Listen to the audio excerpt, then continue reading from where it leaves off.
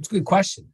I don't believe the sponsor addressed that. And so I think it would be the nonprofit that's actually giving out the books in this case. If they pair with Dolly Parton, it would be that. The program has been in place in Baltimore for a while. So I assume it's already being done, but I don't know exactly which books they pick.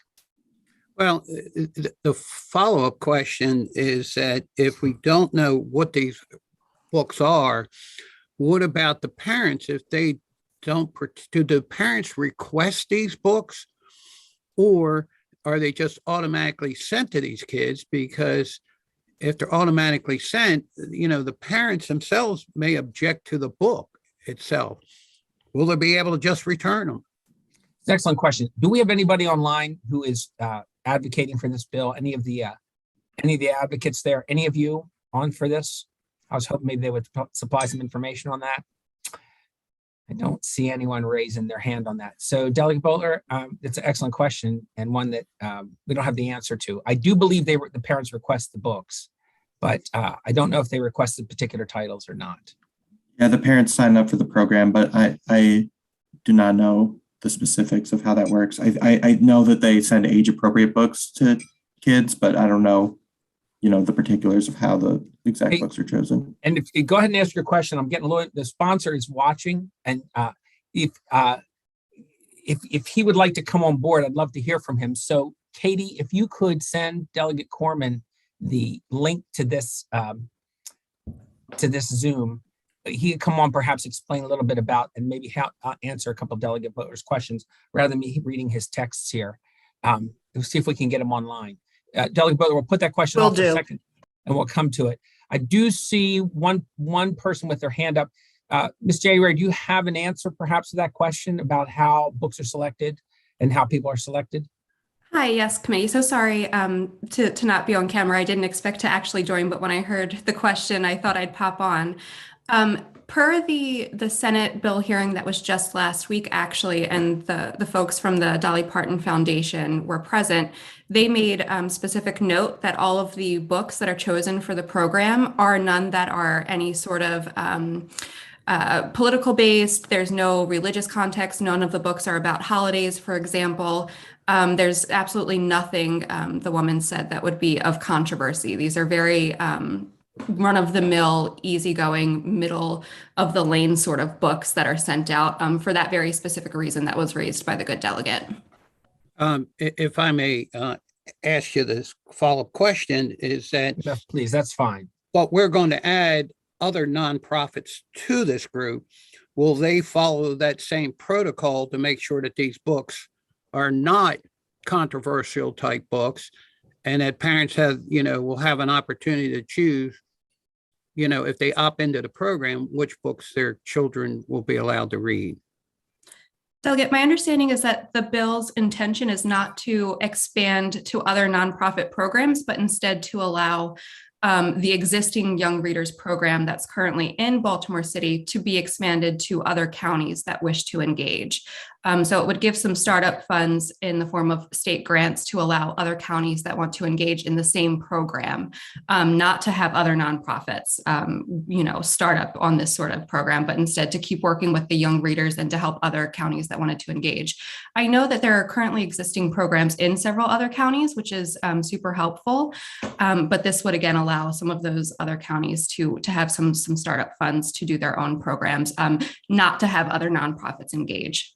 Okay. Thank you for that clarification. Thank you. And by the way, Ms. January and other advocates, when you are actually speaking, you can show us your face if you want to. Okay. The only reason we ask you not to. I was not prepared. The only reason we ask you not to is so that the members' pictures stay at the top and I can see them when they're asking questions and things like that. Not because we really don't want to see you very much. Okay.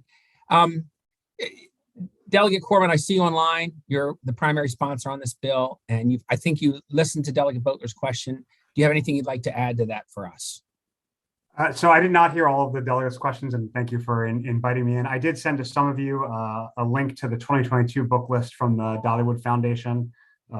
Such controversial titles as Look at the Animals, Who Says Quack, Baby Talk, The Very Hungry Caterpillar. So I'm happy to send that to you, Delegate Baldo, if that's helpful. The program is voluntary. Parents opt into the program. It's not just sent to them without without their consent or interest. Thank I've you. never said quack in a political forum. I got to tell you that. Okay, I'm pretty sure. So it's good to know. Delegate Butler, does that help, or do you have a follow-up question on that? Or you feel like No, I'm fine. Okay, Thank thank you. Thank you very much for the question. Delegate Lasanti, I see your hand up. Thank you, Mr. Chairman. Sorry, I was having a little technical difficulty this morning. I'm not familiar with how this program operates. Basically, Baltimore City probably did an RFP, I assume, to choose this nonprofit to provide these book services. Is that a fair assumption? Mr. Chairman, should I answer that or? Yes. Oh, thank you for asking. I'm sorry. Yes, please. That's what you're here for. Sure. Thank you, Mr. Chairman. So Delegate Lasanti, good morning.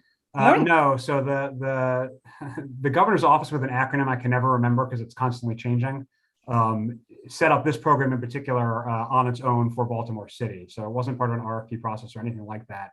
They particularly set up this program, which has been gotten a lot of press and interest around the country. So there was not some kind of general RFP for a program to send books like these. There are some other programs. There are a lot of actually religious ones. My children, for example, benefit from PJ Library, which is geared towards Jewish children. This program is obviously a secular, non-religious approach.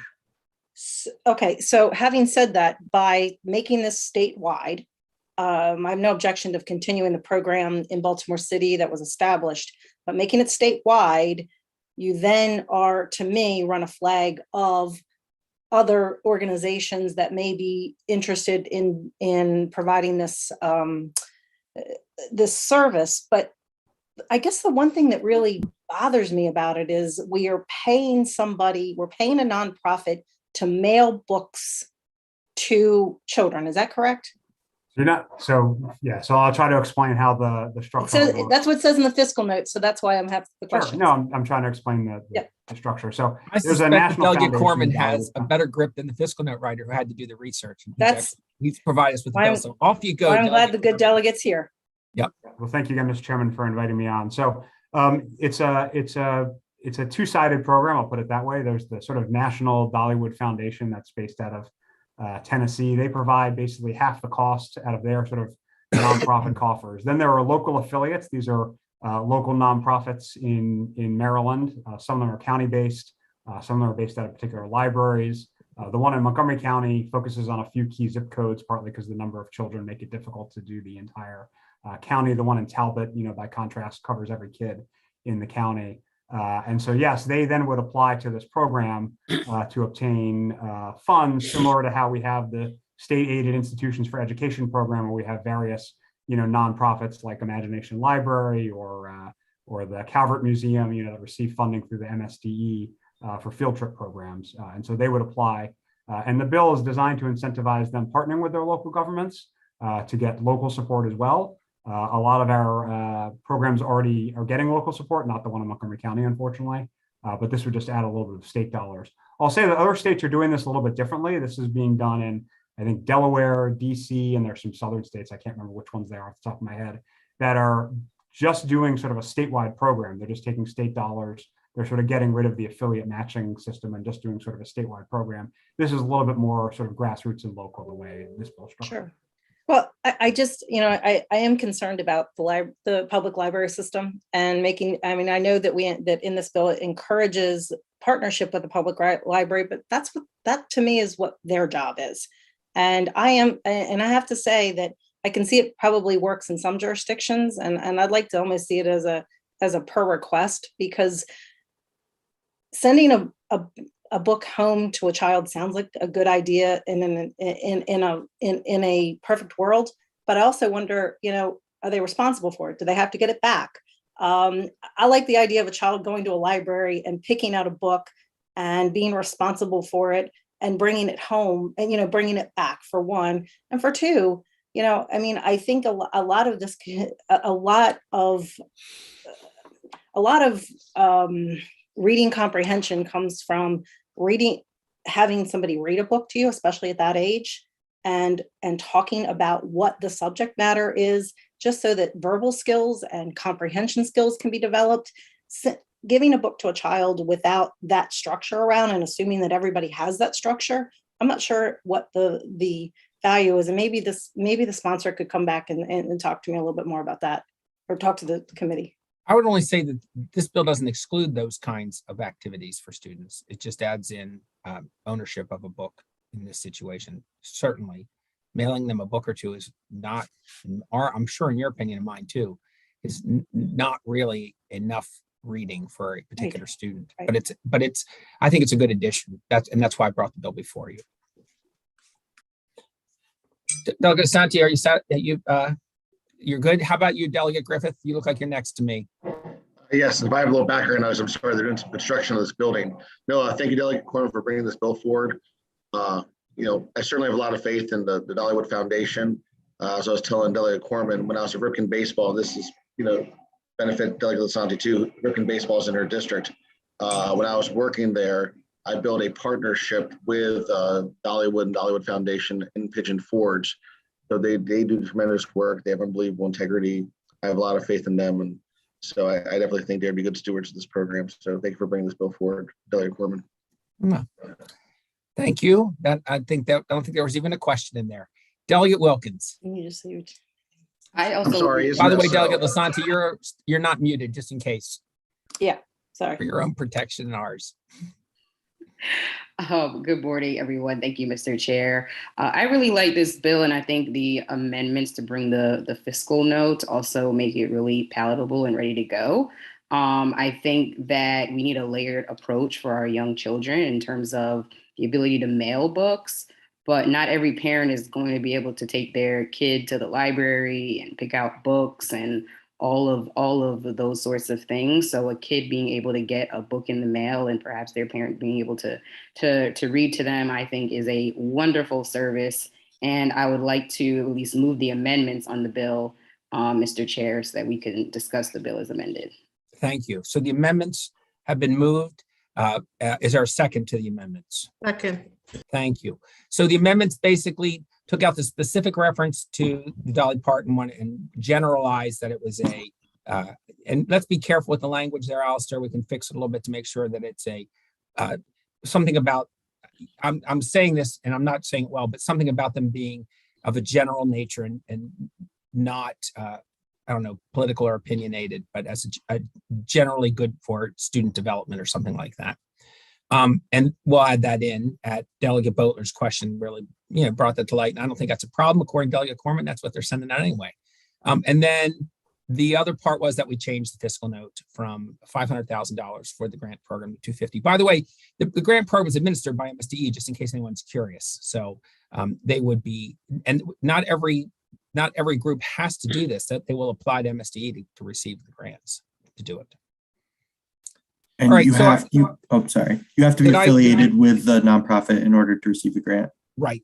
Thank you. That's the basics of the amendments.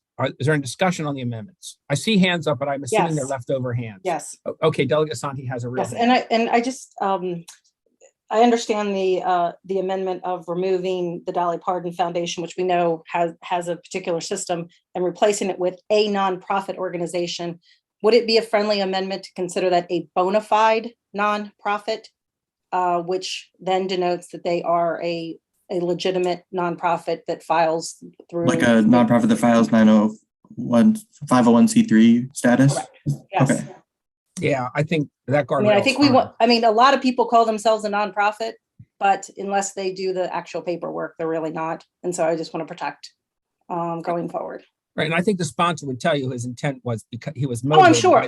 by this program and would love to have it be, single source, but we don't generally put names in. I'm so sure. we'll try to hold it down. I'm sure, but if we use the state designation of a nonprofit. No, I like the extra guardrails, and so without moving it, I'd like to just have a nod of heads that be part of the amendment that we're considering. If anyone objects to us putting that in, then we'll reconsider. Okay, so now we've got a more full amendment as before, which has been moved and seconded and reapproved, if such a thing is possible. Is there any for Delegate Griffith? You have a hand up. I assume it's a leftover hand. Okay, right. I'm going to take a vote. We're just going to do this by show of hands. Show of hands. Any all in favor of this amendment? Raise your hand, please, so I can see them. Delegate Boatler, there we go. And so that's every hand. So there are none opposed. So the amendment passes. On the bill as amended, is there any discussion or is there a motion? Move favorable as amended. Thank you, Second, Delegate Wilkins. I heard a second. I don't know where it came from, Second. but there you go, Delegate Butler. Wonderful news. You're on our side on this one. It was an excellent question earlier. Is there any further discussion on the bill as amended? Okay, so seeing none, I don't think we need to do a voice vote here, but let's just double check. Raise your hand if you approve a favorable motion on this amendment. Okay, that's all 7 members. We have no one against. This bill will be brought before committee for vote in some time in the future. All right, our next bill is perhaps even a little Thank more you, Mr. complicated, Chairman. if you can imagine that. Thank you, Delegate Corman, for your time. We appreciate you coming on in such a prompt and with such alacrity in this I particular. even got a jacket on for you. I know you managed to throw it on. By the way, I want to apologize to the committee. I should have a sport coat on, but the heat is not working in my house this morning. So I went with the sweatshirt instead. You look very, very teacher-esque, Well, there you go. No patches on the sleeves, but I'll get there eventually. Mr. Thank you Rogers. again, Mr. Chairman. Right. That I has know. nothing That's on you. Delegate Hartman's favorite reference. All right. So the next bill is House Bill 384, which is a bill that would establish a similar situation to what in schools, some schools have cardio pads and EpiPens, and some people get trained in them. This was a similar bill for bronchodilators. We did have a number of amendments that were suggested by the Maryland Nurses Association. The general feeling, I'm going to give you the general feeling. We can discuss the bill's nature, but then we'll get around to some of the amendments. General feeling is that a bronchodilator is a more significant medical treatment than, say, an EpiPen, and that misuse of it could cause significantly greater damage if it was used in the wrong situation or used incorrectly, and that there should be not the same sort of freedoms to use that as there are when people get trained on EpiPens. So the general idea of the bill was to have a school nurse be trained, and MNA says, by the way, school nurses are already trained on these sorts of things. And so we'll pitch that in there too. And so we have an amendment to that effect. I'm going to have Alistair kind of go through them in a second, but I'm going to talk about them in general. There was a large section about who could do this and under what circumstances.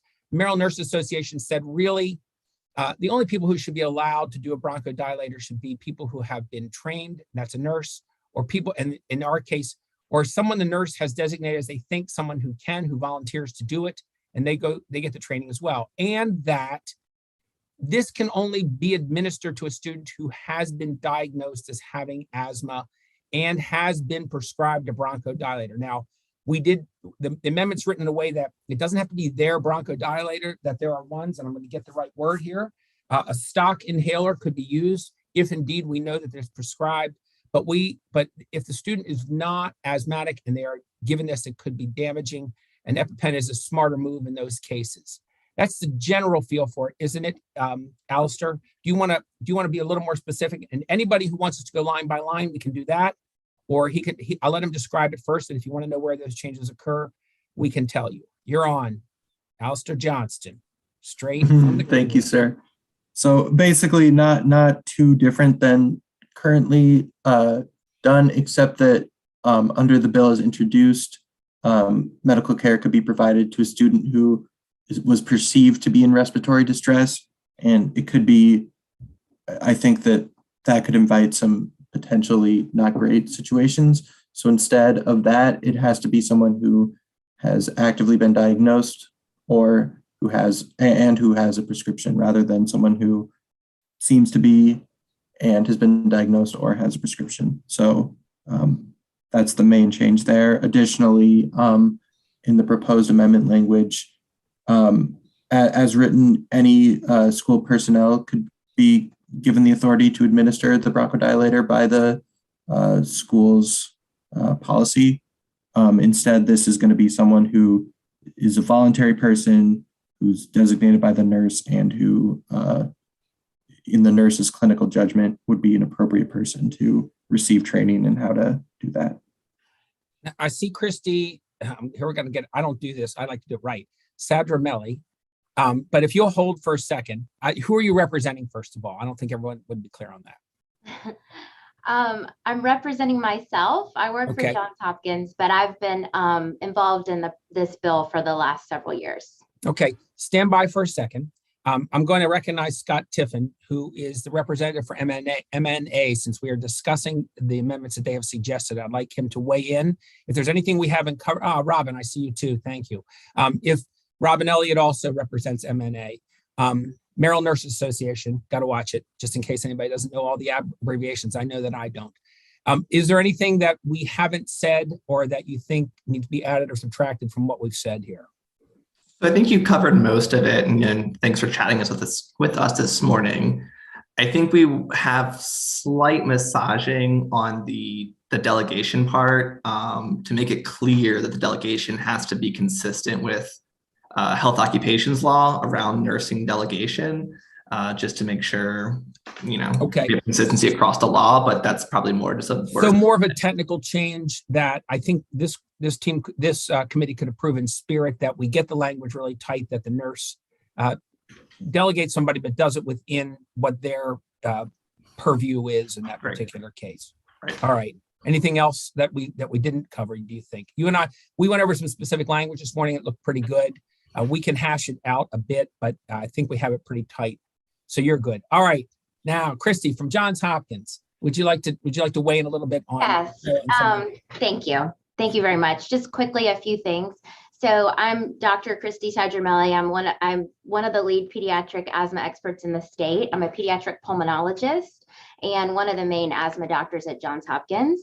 So I wanted to speak very quickly just to a few things. I don't believe this amendment is a good idea for all of the proposed amendments. First of all, giving EpiPen. EpiPen it's the reverse of what you said, in my professional opinion. We have a pharmacist on the call too. EpiPen actually has a lot more potential for side effects and adverse outcomes than albuterol. And so we do not agree. I do not agree as an asthma expert that we should be giving EpiPen other than the way it's currently written in law, which is for perceived anaphylaxis. The schools receive specific training in how to differentiate the two. Obviously, the anaphylaxis and the EpiPen is already in place, so schools have implemented training for that. Just quickly speaking to that, and I believe that would be unprecedented. I've never heard of another state doing something like that. So I feel very strongly that we should not start giving EpiPen to children with not known asthma. The other thing is just hold on, let me stop you there for a second. Yeah. So first of all, just in case anybody wants to know, the albuterol is the same thing as a bronchodilator. In case anyone didn't follow that. The other thing I would say is that this bill does not have anything in it about allowing EpiPens. Right. So all we have done is drawn a comparison. If we want to, if in the future we want to put something in about the way EpiPens are administered in schools, we can do that. So let's focus on the issue of the bronchodilators here. Yeah, and the other thing, and I'm speaking to the proposed amendment and why I would not recommend supporting that. The other thing that I wanted to speak to was the issue of who gives it and confirming the diagnosis. I will quickly speak to that. So in terms of who gives it, obviously the ideal is a school nurse. The ideal recipient and the most common recipient will be a known asthmatic. There are a number of examples like that. However, given that there's not always a school nurse present at all of our schools at all times, I don't feel that it's safe that we restrict to nursing. Neither does the EpiPen law, neither does the Narcan law. If you look at the bills, this is written in a comparable way, where in the setting where there's not a school nurse, trained school staff could do it. That training already exists. It's the type of training that like teachers would get for a field trip if they were taking an asthmatic with them and not bringing a nurse. Obviously, there's delegation of nursing license and all that, but this law is intended to be pragmatic and to cover the situations where a school nurse is not present, because God forbid we deprive the school a chance to intervene. The other let's be careful not to testify the bill here and talk about. Sorry, I just want to make sure you understand the medical reasoning, because I disagree with a lot of the things that have been said. Right. And the last thing I will speak to respectfully is the issue of a confirmed asthma diagnosis. I'm a co-author on the national guidelines for this type of law. I'm working with advocates all over the country. Laws like Texas and states like Texas, where they've restricted the law to only known confirmed asthmatics and only school nurses, they've not been able to help very many children because there's too many examples of kids falling through the cracks. For example, very quickly, this is the last thing I'll say. Okay, A kid I thank saw you. in my asthma clinic last Thursday had recently been in the ICU for asthma, had Okay, no you're asthma lapsing into fear. testimony here. We Yeah. understand that you're Yeah, concerned. okay. I Coming just up with said there's anecdotal a lot of examples. missing documentation in schools. That's all. That's Thank all. you. Okay, thank you. Sorry. Scott, I see you want to answer it. Let's let some questions be asked first, and then we'll see if you guys have anything else to say. I had Delegate Guyton next, but it looks like she's disappeared. So we'll go to Delegate Boatler. Oh, too late. We'll I'm get back here. to you, Delegate Guyton, in a second. Go ahead, Delegate Boatler. Oh, okay, thank you. Question I had in looking at the bill, is parental notice required for the school nurse or whoever is appointed in the school, to allow them to do this? Alistair, I'll let you answer. I think that's there, though. Because I looked at the bill and I didn't see anything that indicated that. I think it's part of the policy that they have to establish. Alistair, am I correct on that? Yes, if you administer this medical care, then you have to notify the parents as part of the policy that each county board must adopt. And in the case of the amendment, they would already have, what we're saying is, and this is obviously in the part of the debate, but if we had the amendment that said that they had to have a diagnosis, then clearly that diagnosis would have been reported to the school by a parent or a guardian or someone in that case. So, so I think they would know in that example. But you're right. But if we don't adopt the amendment, it may be that we need to add something else in. That's a good. Yeah, I'm just, questioning the fact that the parents would have to give permission. There should be some kind of form or whatever. Simply because they might notify the school doesn't necessarily mean that they've given permission for them to do this. Good point. All right, Delegate Guyton. Thank you, Mr. Chair. I appreciate this bill very much. I'm glad we're taking it up after 3 years that we've had it before us. I really appreciate the testimony of the good doctor from Johns Hopkins. Someone I mentioned, I do have asthma, so I've been dealing with these medications for years. I just want to clarify something that you said, Mr. Chair, about the amendments. When she was speaking, and it's also my understanding, and I'm not a medical doctor, but it is my understanding that having misused probably a bronchodilator for most of my life, that the possibility for any kind of serious side effects are very, very slim. My child also has this as well, but that the possibility for EpiPens is much more concerning. So you said EpiPen wasn't written into this bill, but let me ask you what would happen if a child who under these amendments is not diagnosed comes in with respiratory distress. They're not allowed then to have the bronchodilator. They would automatically go to EpiPen. Is that what the amendment does? Well, that's not what's written in the bill, certainly. No. What this bill is trying to do is to increase the possibility of a bronchodilator being used. But Well, Can I just say something really quick, yeah, Delegate? But I want to point out, by the way, you started off this conversation by saying after 3 years, this bill has not been before this subcommittee before. This is the first time we've dealt with it. All right, so I don't know where the bill was previously, but we've dealt with it head on the first time it's been presented. Okay. Certainly. In committee, it has. Alistair, did you want to say something? Yeah, I just wanted to clarify a couple things. In Dr. Sandra Melli's testimony, apologies if I mispronounced your last name, she talked about only nurses being able to do this. That's not the intent of the amendment is that designees of nurses can do it. So it just has to be someone that the nurse has designated at the school. The nurse doesn't have to be present. And the reason there's a discussion about EpiPens, Delegate Guyton, is because this and a bunch of these other bills are based on the administration of EpiPens for students who have anaphylactic shock. So that's already existent law in the books, and that's been the model that this and some other bills we've heard have used as a jumping off point. So I think the discussion there was about, in the case of an EpiPen, you don't have to have a diagnosis. It can just be administered if someone believes you're in anaphylactic shock. And in this proposed amendment, you would actually, but maybe it would be an appropriate idea to say, in the case of an EpiPen, maybe you should have a diagnosis. So I would defer to the medical. We're not discussing EpiPens. And I wasn't. My question. So I'd like to. We use it as a comparison point. Sure. But I would like to push the topic of EpiPens off the table here. I won't mention EpiPen again. May I ask my question, Delegate? Excuse me, Delegate. I'd like to push that. Okay. Go ahead, please. You're muted now. If a child under, thank you. My question was actually, if a child under this amendment that says they have to be, have a diagnosis, comes in respiratory distress, can they be allowed the bronchodilator, the bronchodilator, or what else would happen in this scenario?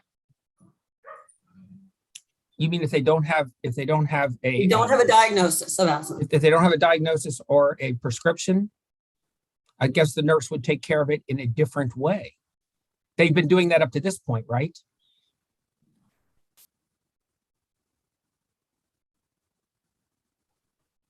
Is that the answer? Is that the answer to the question that you asked? I guess I would like one of the representatives here maybe to answer how they would take care of it. Okay. Robin, sounds like that would be you. Great.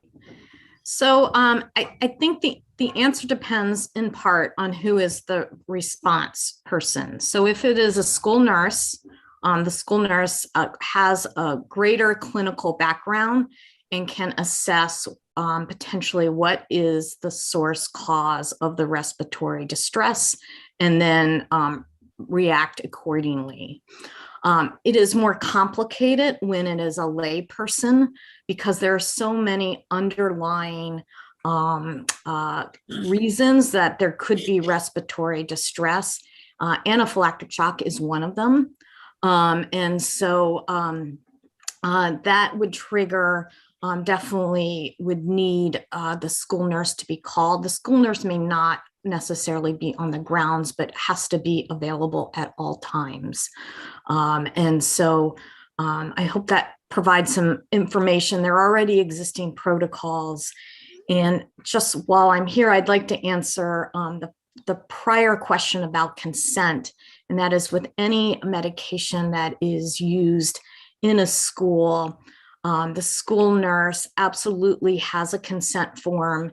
It's actually duly signed by the child's primary care provider, as well as the parent or guardian. So that's a requirement, and it's kept in the child's health record.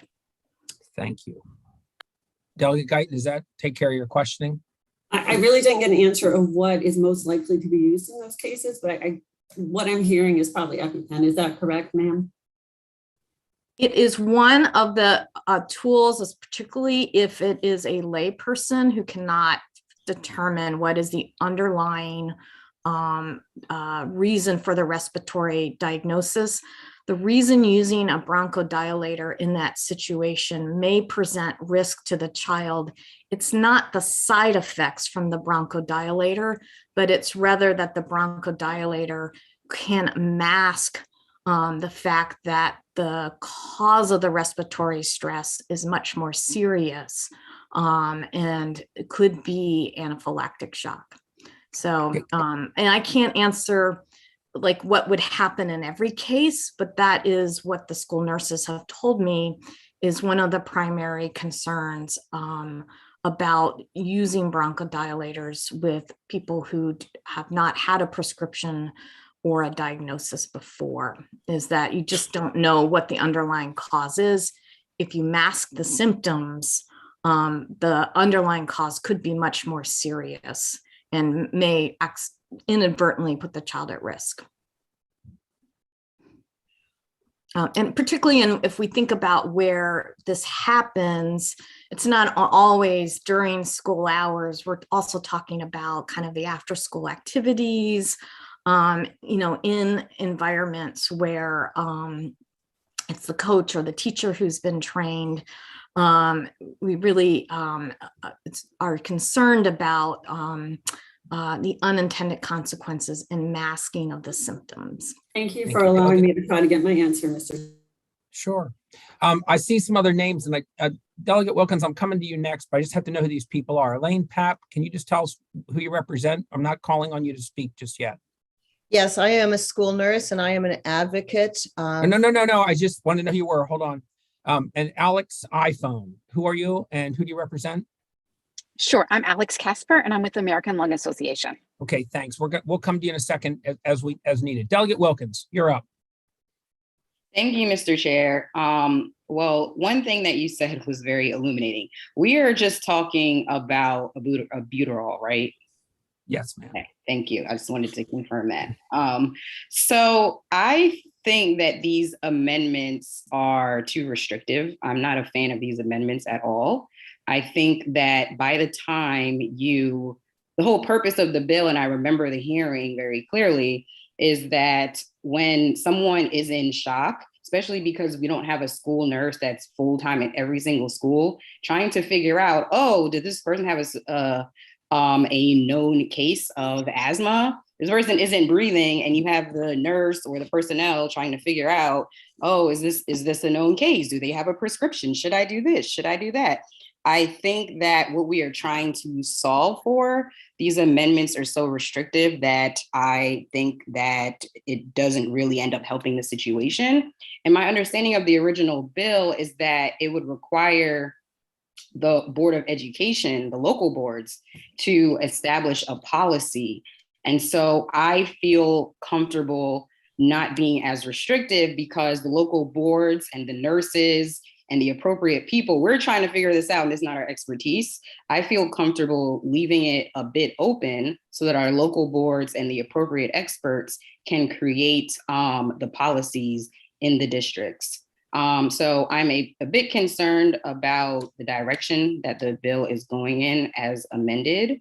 And I think we really should think through these amendments and what the actual impact. And actually, I do actually have a question, which is for someone to just answer, in what cases would this really be helpful as amended, in terms of what I said originally with, and sorry, last thing that I do want to point out is I think that we are starting an equity issue as well.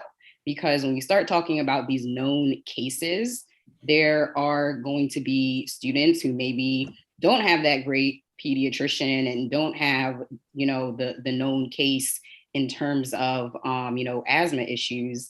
And if something happens to them at the school, we are saying that, okay, if you don't have this known case, then you cannot, receive this sort of help. So, but if I refer back to my question.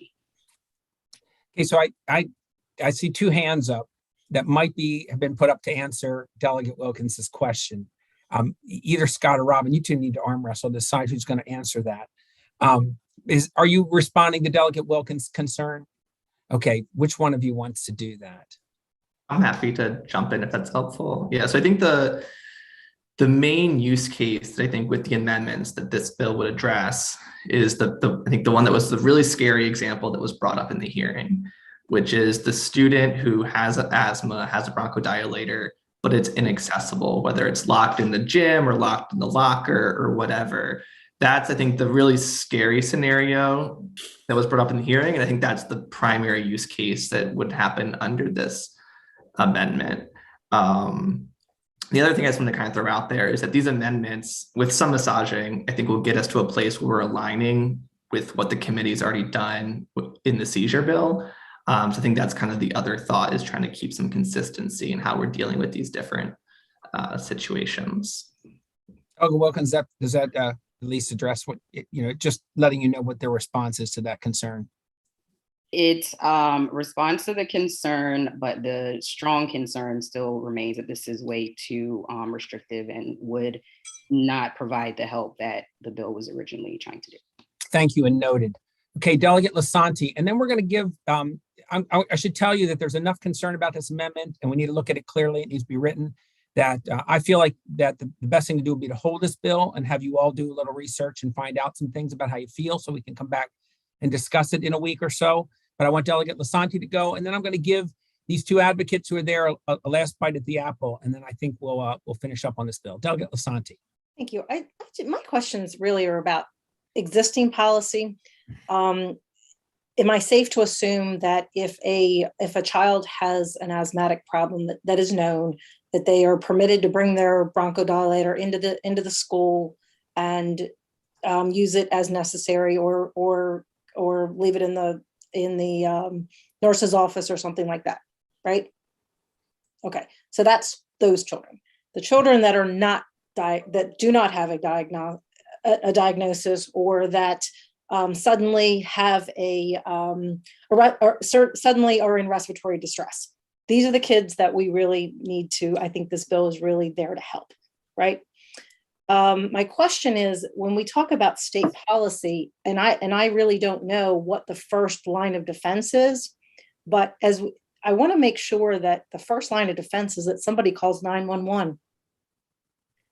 I mean, because the time that can be wasted looking for something, trying to figure out what to do, whatever, that's precious seconds. And it's just like at a car accident. Everybody stands around and gets on their cell phone. And a lot of times people never call 911. And those kind of instances are really, that's time where time matters.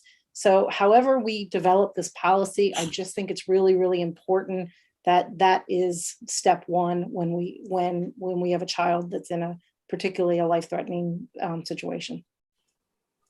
Thank you. All right, Elaine, Pat, just a minute or so to weigh in a little bit, if you would, please.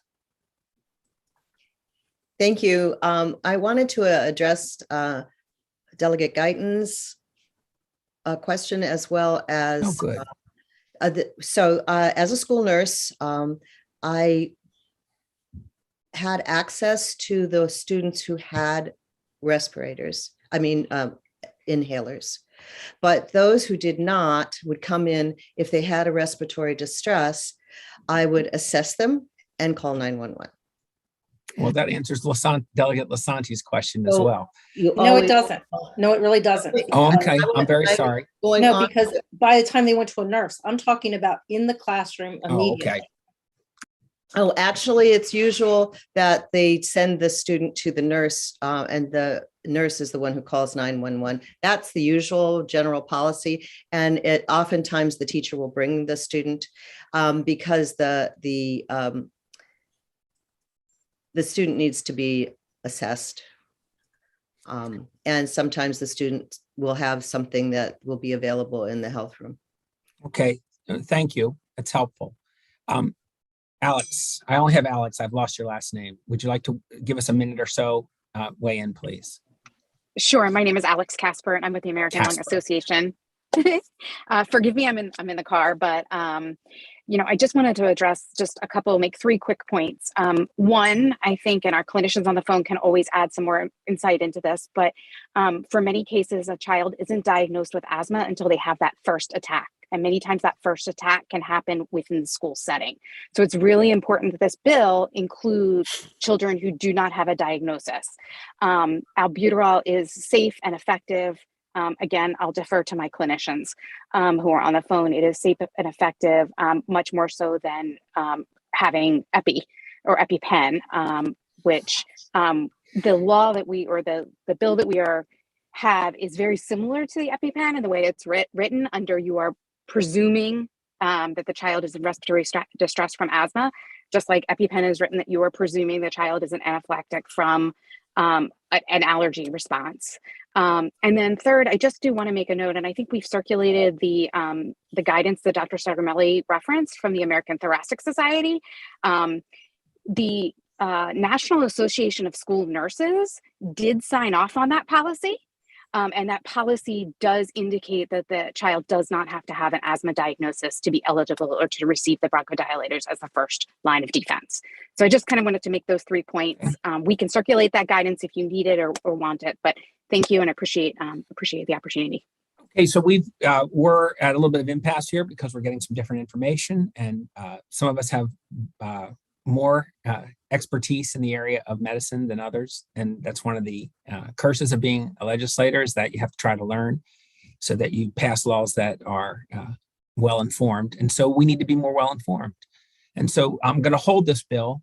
I'm going to ask the advocates here, Christy, I'm going to take another stab at it. Dr. Sadgermelli and Scott Tiffin and/or Robert and Elliott from the nurses to if you like to, you can talk amongst yourselves, but at the very least, you should contact the legislators you see here and explain to them your concerns and about either the amendment or the lack of the amendment in this case, and see if you can satisfy them. I probably will not bring the bill back forward until I feel like I've talked to the members of the committee and they're all kind of settled how they feel about this. So I'd like to do it again. We've got a kind of standing Monday at 10 going right now.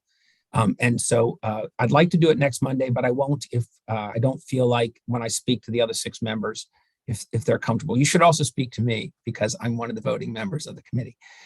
So let's go forward. I think that's really all of our business for this time. And of course, all the advocates should keep an eye for this bill when we publish the agenda for a meeting we have to see if it's there. If there's nothing else of interest to you, then you should look for this one. To the members of the committee, thank you for a rich discussion today. You really did a good job. You made it clear to me that we have some learning to do on this bill before we make a decision on it. To the advocates who've come on and spoken passionately and intelligently, I appreciate your efforts as well. With that, I'm going to adjourn this meeting and keep your eye out for the next meeting. Thank you all very much.